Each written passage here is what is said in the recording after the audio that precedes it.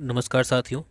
Sanskrit education hub YouTube channel पर आप सभी का एक बार पुनः स्वागत है। तो देखिए, हम पढ़ रहे थे आरबीएससी की जो कक्षा 10 की बुक है राजस्थान अध्ययन की, उस बुक के वन लाइनर्स। तो देखिए, अब तक हमने 6 अध्याय के वन लाइनर पढ़ लिए हैं।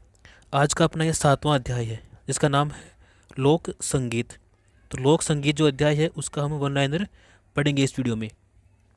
और अभी तक आपने इस चैनल को सब्सक्राइब नहीं किया है तो उसको सब्सक्राइब कर लें, क्योंकि इस चैनल पर कक्षा 6 से लेकर के कक्षा 12 तक की जो राजस्थान अध्ययन की बुक है उन सभी के वन लाइनर नोट्स आपको जो है प्रदान कर दिए जाएंगे।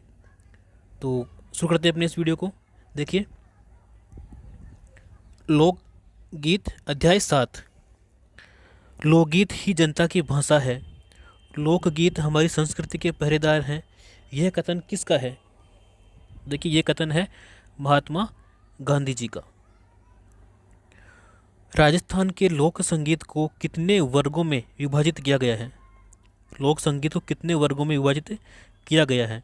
तो 3 वर्गों में उसको विभाजित किया गया है। वधु पक्ष के द्वारा वर की बारात का डेरा देखने जाने का उल्लेख किस गीत में मिलता है?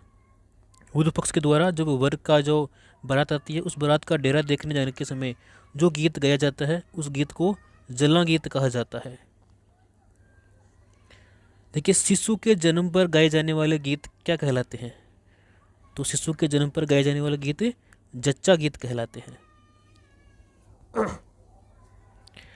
इसके बाद देखिए, गणगौर का त्योहार चैत्र माह में कितने दिन तक मनाया जाता है?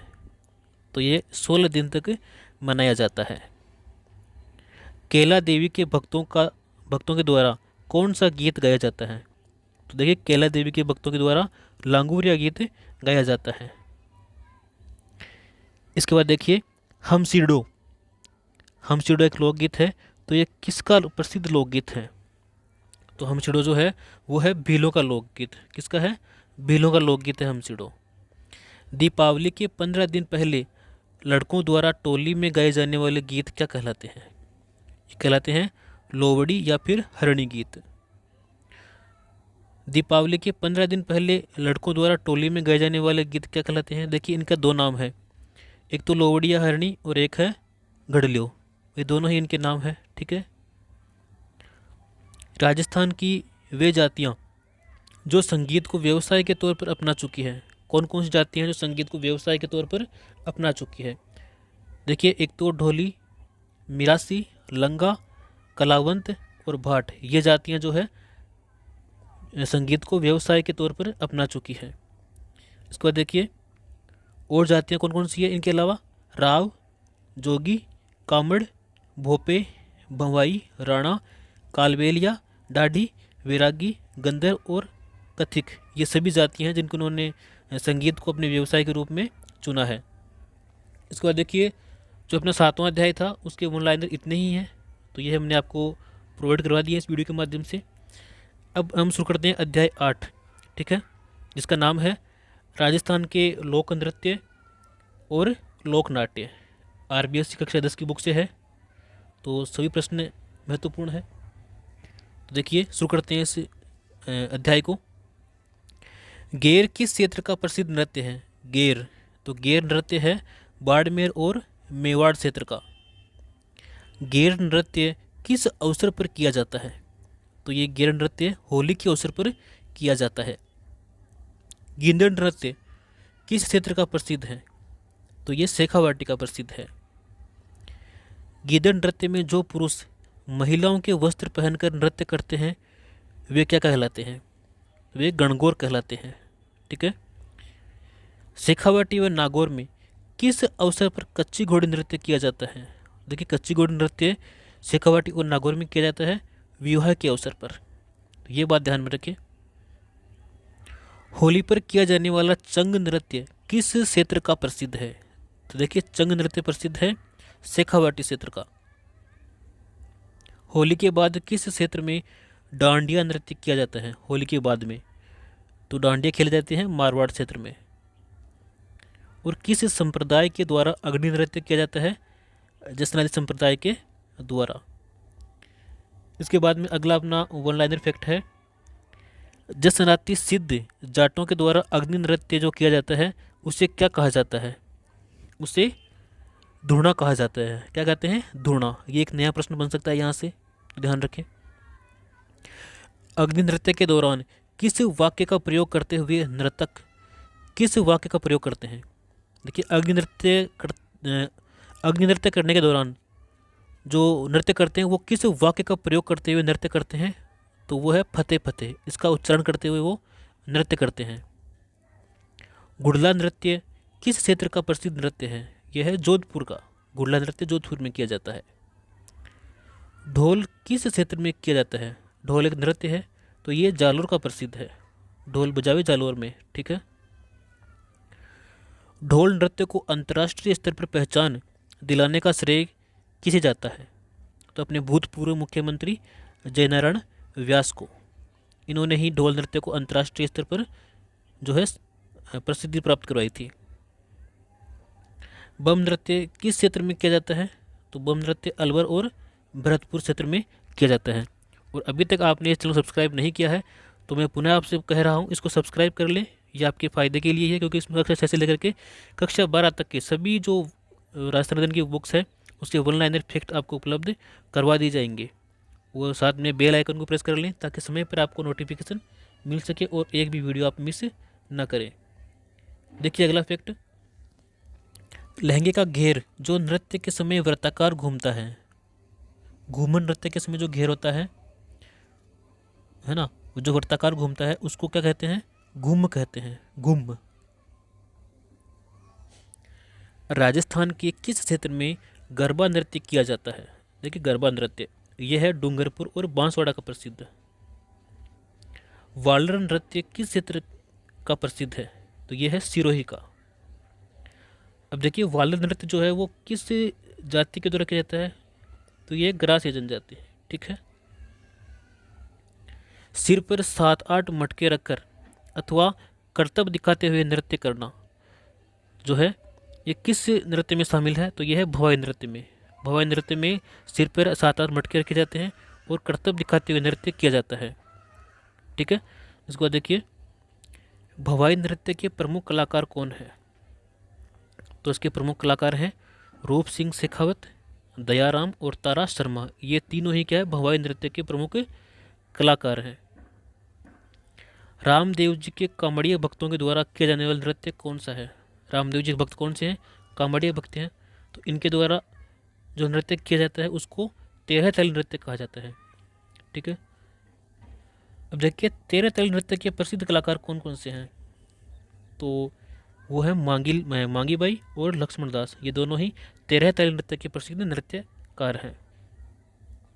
किस नृत्यांगना ने कालबेलिया को अंतर्राष्ट्रीय स्तर पर पहुंचाया था? तो वह है गुलाबो। इसी ने ही जो है इसको अंतर्राष्ट्रीय स्तर पर पहचान दिलाई थी, कालबेलिया नृत्य को। किस नृत्य को यूनेस्को के द्वारा 2010 में अमूर्त विरासत सूची में शामिल किया गया है? तो देखिए, वो नृत्य है कालबेलिया नृत्य। राज्य में गुर्जरों के नृत्य कौन कौन से हैं? तो एक तो चरी और एक झूमर नृत्य। ये दोनों ही गुर्जरों के नृत्य हैं, चरी और झूमर नृत्य। घूमर नहीं, ये झूमर है, ठीक है। बंजारों द्वारा किया जाने वाला नृत्य कौन सा है? देखिए, बंजारों के द्वारा 2 नृत्य किया जाता है, वो है मछली नृत्य। कंजरों द्वारा किए जाने वाले नृत्य कौन से हैं? कंजरों के द्वारा तो कंजर करते हैं एक तो चक्री नृत्य और एक करते हैं धाकड़ नृत्य। मावलियों के द्वारा मावलिया किस जनजाति का प्रमुख नृत्य है? मावलिया नृत्य, तो ये नृत्य है कथोड़ी जाति का। शिकार नृत्य किसके द्वारा किया जाता है? तो शिकार नृत्य किया जाता है सहरिया जनजाति के द्वारा। कुचामणी ख्याल का प्रवर्तक किसके द्वारा किया था? देखिए, कुचामणी ख्याल का जो प्रवर्तन है वो किया था लच्छीराम ने। और कुचामणी ख्याल का प्रसिद्ध मतलब प्रमुख खिलाड़ी कौन है? तो कुचामणी ख्याल का प्रमुख खिलाड़ी है उगमराज। चिड़ावा निवासी नानूराम का संबंध किससे रहा है? तो नानूराम का संबंध रहा है शेखावाटी ख्याल से, ठीक है। अब देखिए, दूलिया राणा का संबंध किस ख्याल से है? तो दूलिया राणा का संबंध है शेखावाटी ख्याल से। इसके बाद देखिए, किस ख्याल में स्त्री पात्रों की भूमिका स्त्रियां निभाती है? स्त्री पात्रों की भूमिका केवल स्त्रियां ही निभाती है, तो वह है जयपुरी ख्याल। तुर्रा कलंगी ख्याल की रचना किसने की थी? तो तुर्रा कलंगी जो ख्याल है इसकी रचना किसने की थी? मेवाड़ के शाह अली और तुकनगीर नामक संत ने। शाह अली और तुकनगीर नामक संत ने तुर्रा कलंगी ख्याल की जो है रचना की थी। तुकनगीर किसके पक्षधर थे? तो ये तुर्रा के पक्षधर थे, और जो शाह अली थे ये थे कलंगी के पक्षधर। तुर्रा कलंगी में होने वाले संवाद को क्या कहते हैं? बोल कहते हैं। तुर्रा को किसका प्रतीक माना जाता है? तो तुर्रा कलंगी में तुर्रा है, तुर्रा को शिव का प्रतीक माना जाता है, और जो कलंगी है उस कलंगी को पार्वती का प्रतीक माना जाता है। तो ये बात आप ध्यान में रखें, ये एग्जाम में पूछा गया प्रश्न है।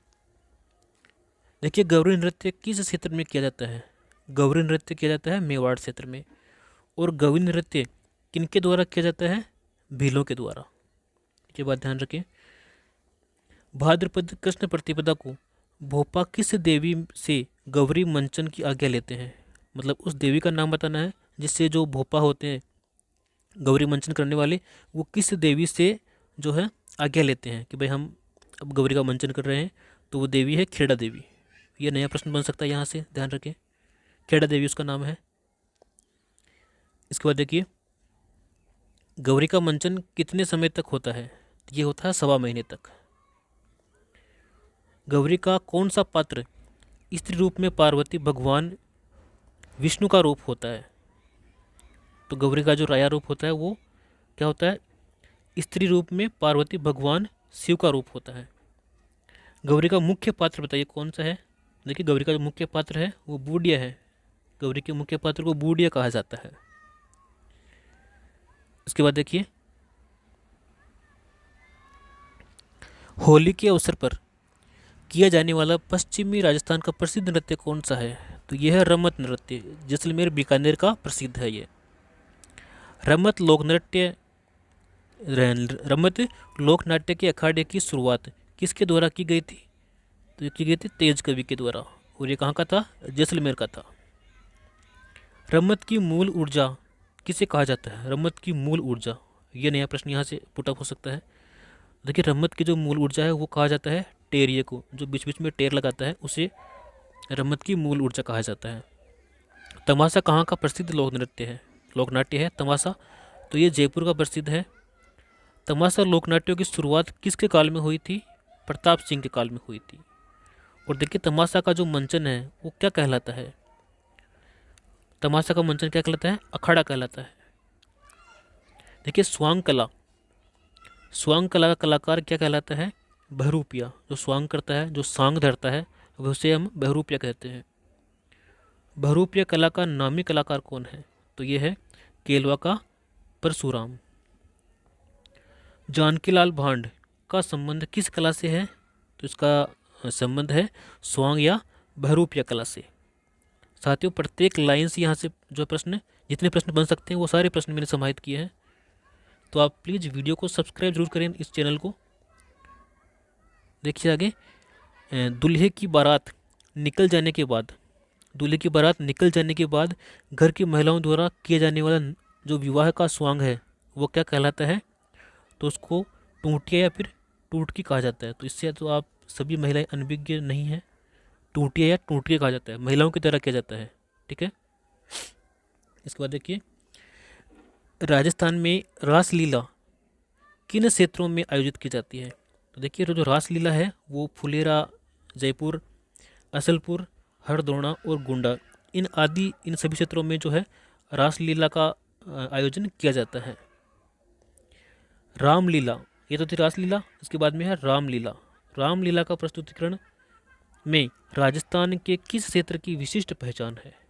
तो रामलीला में है भरतपुर, पटोदा और बिसाऊ की।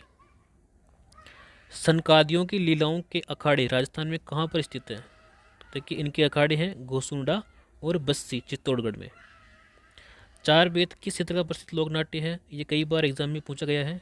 तो ये है टोंक का, चार बेत टोंक का प्रसिद्ध लोक नाट्य है। इसके बाद देखिए, राजस्थान का कौन सा लोक नाट्य संगीत दंगल के रूप में खेला जाता है, तो वो है चार वेद। और ये कहाँ का प्रसिद्ध है? टोंक का प्रसिद्ध है। चार वेद लोक नाट्य की शुरुआत टोंक के शासक फिजुल्ला खां के काल में किसके द्वारा की गई थी? देखिए यहाँ से दो प्रश्न बन सकते हैं। एक तो चार वेद जो लोक नाट्य है उसकी शुरुआत किस शासक के काल में हुई थी? तो वो शासक है फिजुल्ला खां। ये कहाँ का था? टोंक का था। और किसने की थी? तो वो था करीम खां निहंग। नौटंकी किस क्षेत्र का प्रसिद्ध लोक नाट्य है? तो नौटंकी है धौलपुर, करौली, अलवर, गंगापुर, भरतपुर तथा सवाई माधोपुर का। इसके बाद देखिए अपना जो 8वां चैप्टर है ये भी कंप्लीट हो चुका है। इसके बाद हम 9वां और 10वां चैप्टर देखेंगे। साथियों आज की वीडियो में इतना ही है। जो अपना अगला वीडियो होगा उसमें हम अध्याय 9 देखेंगे, ठीक है, जिसका नाम है राजस्थानी भाषा व साहित्य। तो मिलते हैं अपने नेक्स्ट वीडियो में अपने अगले अध्याय के साथ। तब तक के लिए जय हिंद, जय भारत।